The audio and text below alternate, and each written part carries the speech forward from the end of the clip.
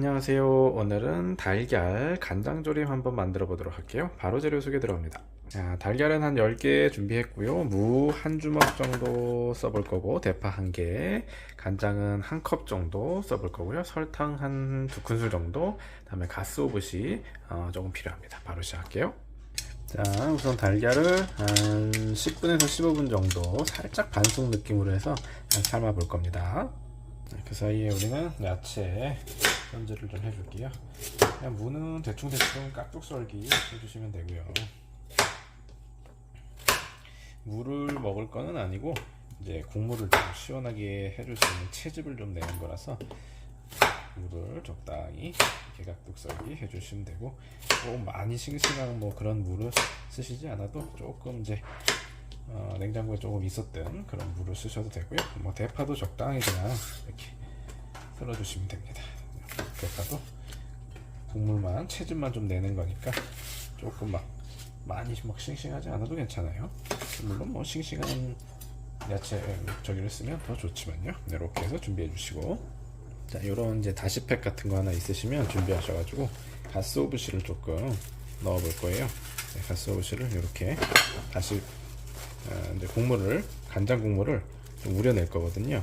그래서 이렇게 가스오브시를 이렇게 한 봉지 정도 담아가지고, 없으시면 안 쓰셔도 되는데 간장만 가지고 하셔도, 설탕만 하셔도 이제 맛은 있지만 이제 확실히 가스오브시가 국물이 나면 간장 맛이 훨씬 더 깊어집니다.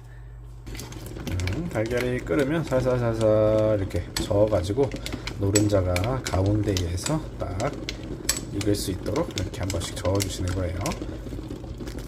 짜잔, 이렇게 찬물에 다 깨끗하게 씻어가지고요.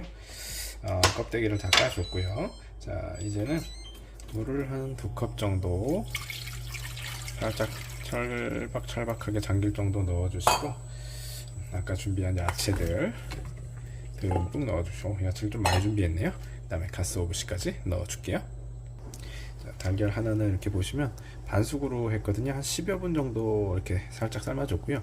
또 끓이면서 안쪽이 더 익을 거기 때문에 조금 덜 삶아줘도 괜찮고요. 그러면 이제 나중에 드실 때 약간 반숙으로 해서 국물에 맛있게 드실 수 있습니다. 자, 간장은 한 컵 정도 넣어 주실 거예요.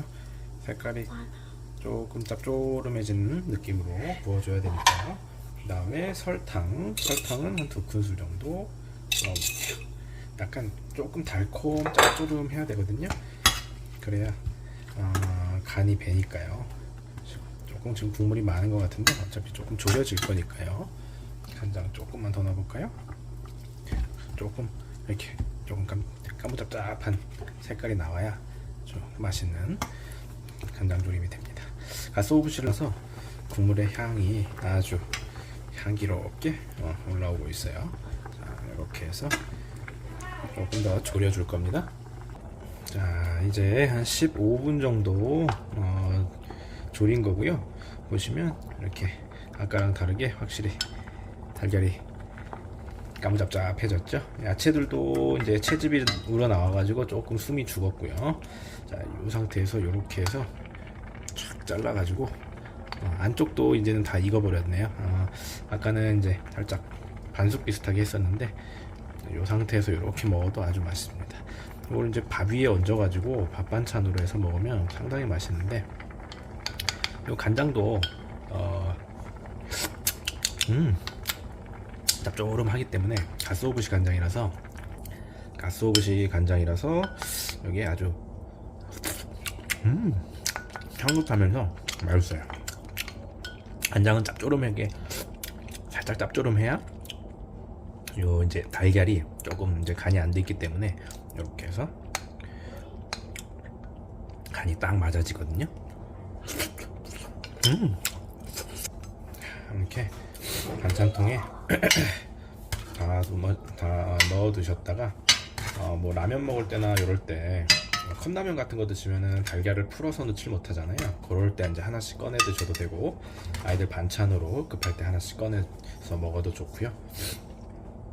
자, 이렇게 해서 반찬통에다가, 사실 뜨끈할 때 먹으면 더 맛있으니까 하셔가지고 이제 한두 개는 그대로 드시고, 이제 이렇게 해서 나머지는 반찬통에 이렇게 넣어 두시면 국물까지 이렇게